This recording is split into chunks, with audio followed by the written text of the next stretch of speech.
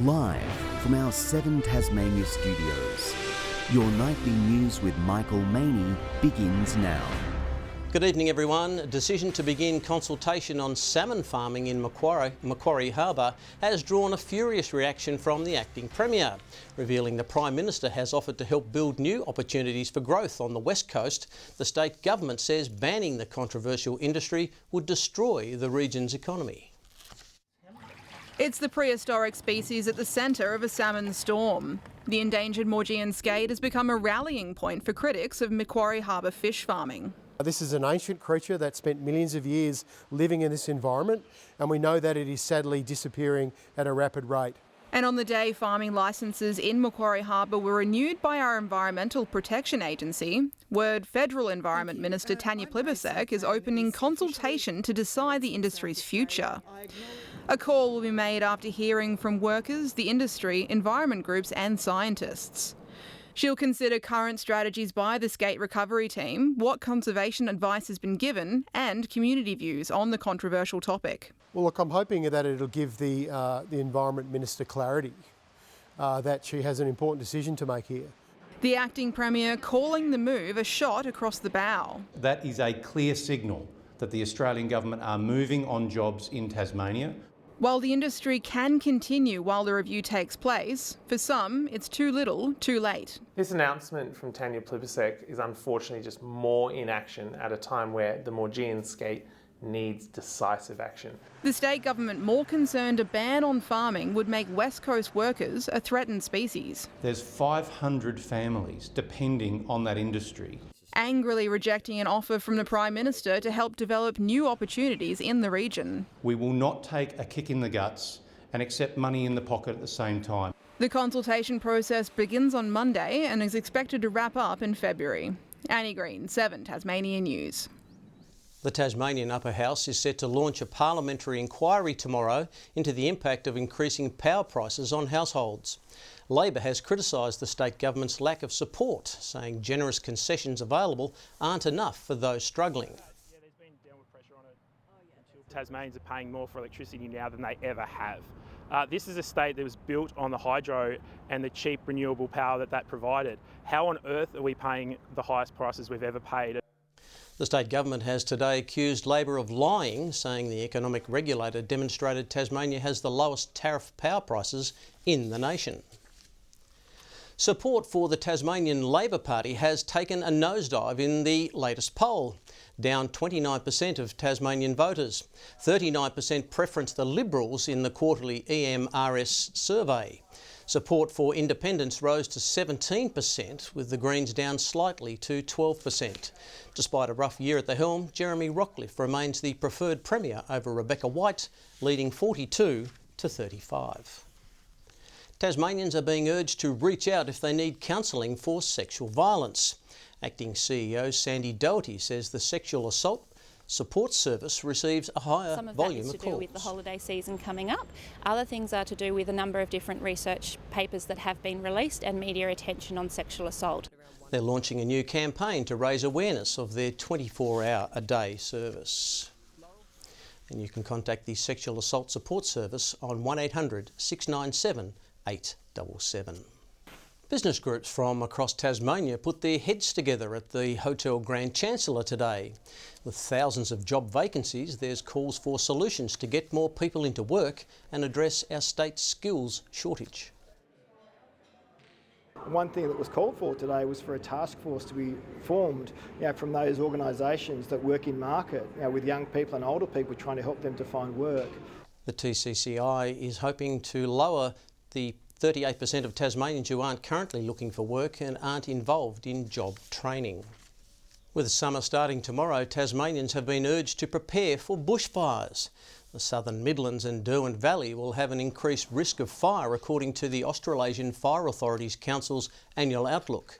It follows 2 separate large bushfires on the east coast already this spring.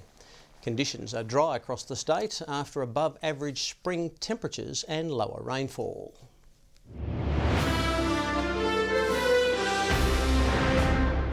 A state-of-the-art cargo facility is promising to do Tasmania's heavy lifting. A $4 million upgrade of Launceston's airport's freight facility will be able to export more than 500 tonnes of product from the state to the world each year. For a lot of the products that come out of northern Tasmania, that freshness, that ability to get it to market is critical for the yield. This provides a significant upgrade and comfortably allows for significant growth for the freight uplift through the airport. The facility opens for business next week. The state's largest Aboriginal organisation is celebrating its half-century. The Tasmanian Aboriginal Centre will lead songs, dance and a panel discussion, along with showcasing 5 decades of achievements and community events at the Theatre Royal tonight. To see the things that some of those old people really wanted, see that we have achieved that, has been really inspiring. Aboriginal people were dealing with issues such as housing and legal issues with no representation. The TAC now has 5 centres across the state and 180 staff. Some cute and cuddly recruits took to Hobart streets today promoting urgent support for Guide Dogs Tasmania. The group is calling for funding and volunteers to support the puppies who support so many Tasmanians in need. It's playtime right now, but these puppies are in training for a very important job.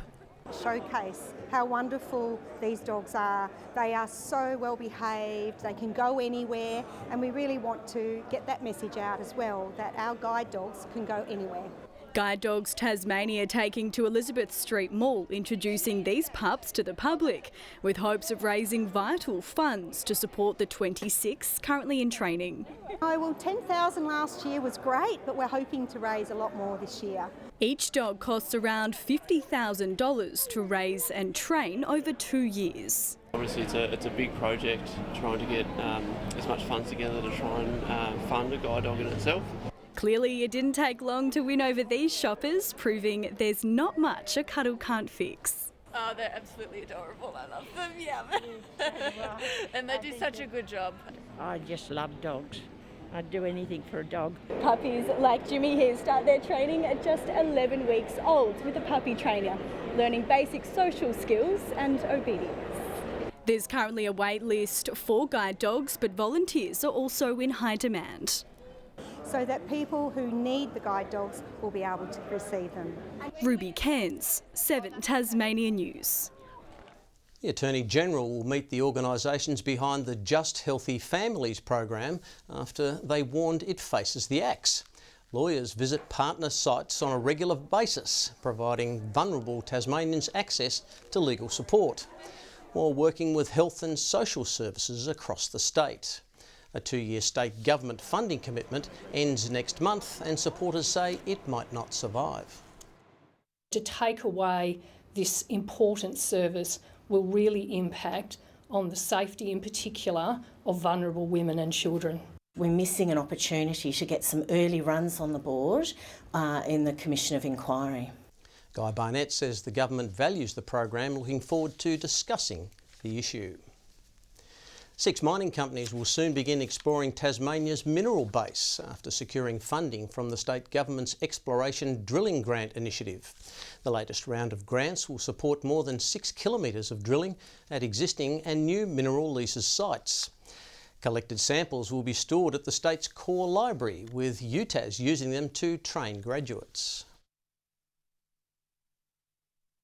Facilities like this, where the cores that are drilled will come to, also enable a strong partnership with the education sectors. This core library facility is absolutely crucial. Without the facilities here at the core library, we wouldn't be able to do the work that we do. 99 different projects have been supported by the program since 2018. 1,500 free entries are up for grabs to next year's Run the Bridge Hobart. It's a bid to help people get active amid the cost of living crisis. The only catch is it must be your first fun run and you need to commit to free training sessions. The barriers for most people to exercise is how to do it, how much does it cost me, and motivation. Well, we're removing those barriers. Entries are already up on last year. The race runs on February 18. Launceston's firming as one of the nation's summer tourism hotspots, ranked 5th on the What If's top 10 regional holiday destinations headed into summer. Local tourism groups say they aren't surprised. We've got a great lead-in regional airport, so a wonderful gateway into the city, wonderful attractions like the Cataract Gorge where people can enjoy the summer weather, swim and enjoy a beautiful natural environment. Launceston narrowly outnumbered by Newcastle, Cairns and the Sunny Coast. The Gold Coast took out the top gong. No other Tasmanian locations made the cut. A Tasmanian program aimed at reducing deaths from heart attacks has marked a significant milestone.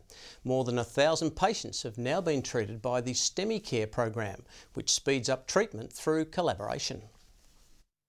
6 months ago, Will Logan was experiencing chest pains and numbness he thought were the result of exercise. Instead, he was having a major heart attack. The problem was he didn't know it. I didn't realise that I was in any form of trouble. I was very fortunate that those around me realised that I was. For cardiologists, time is critical. If you can get the artery open within an hour or two, you can basically stop pretty much any damage from happening. Will was treated in under an hour thanks to the STEMI Care program.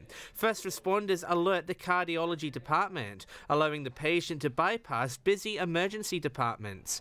Treatment is ready to go once a patient arrives. You don't want to be in an emergency department in a hospital with a cath lab. You want to go straight to the cath lab. Straight through to surgery. I was awake while it was unfolding and they did an amazing job. In regional areas, paramedics and rural GPs dispense clot-busting drugs, while retrieval to Launceston or Hobart is arranged. The program aims to insert the stents within 90 minutes of first contact. Tasmania's response times among Australia's best. Well, more than 90% of people will meet that target, and that's higher than most other places in the country. Absolutely reassuring that we can have the system come together to really reduce that time to treatment for our patients. Will is one of more than 1,000 patients treated since 2018. He's grateful for the process that saved his life. So it doesn't matter where you're going to be, there's a level of attention and immediacy that can be provided. John Hunt, 7 Tasmania News. A Northern Tasmanian council will have a fresh young face at its table for 2024, with West Tamar selecting its latest youth mayor. At 12 years old, Alice Gregory is the youngest person to fill the role in its 4-year history. But she's not letting age get in the way of speaking up for those who can't. Some of the time they have some of the best ideas, but they don't feel comfortable or valued enough to speak for themselves. The youth mayor sits in on council meetings and acts as an ambassador to the council. Sometimes, you know, we oldies think that we know what's good for everybody, and in many cases we get it wrong. West Tamar Council was the first in Tasmania to establish the role. Tasmanian children who have never owned a bike of their own could be on the list for a Christmas treat. Variety's Bikes for Kids program delivering 10 sets of wheels to students at Waverley Primary School. Some of the children weren't aware they were being given a bike. This is what Variety love doing, and this is moments like these when we realise we want to do more and we reach more kids. A team of volunteers have been working around the clock to deliver 100 bikes across the state's north.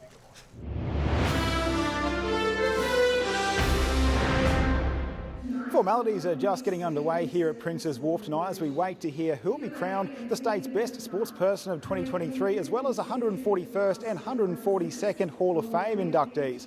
Awards have already started flowing this morning though at breakfast. Cyclist Richie Port inducted into the Tasmanian Institute of Sport Champions Club after a career which included a podium at the Tour de France. Rower Georgia Nesbitt also welcomed in. She's represented Australia 10 times, winning a silver medal at the 2017 World Championships. A batting collapse for the ages has seen Tasmania go down to New South Wales on a remarkable day of Sheffield Shield cricket. Tasmania's first innings ended on 200 early on day 3, but they then skittled the Blues for just 118, the in-form Gabe Bell claiming 5 wickets.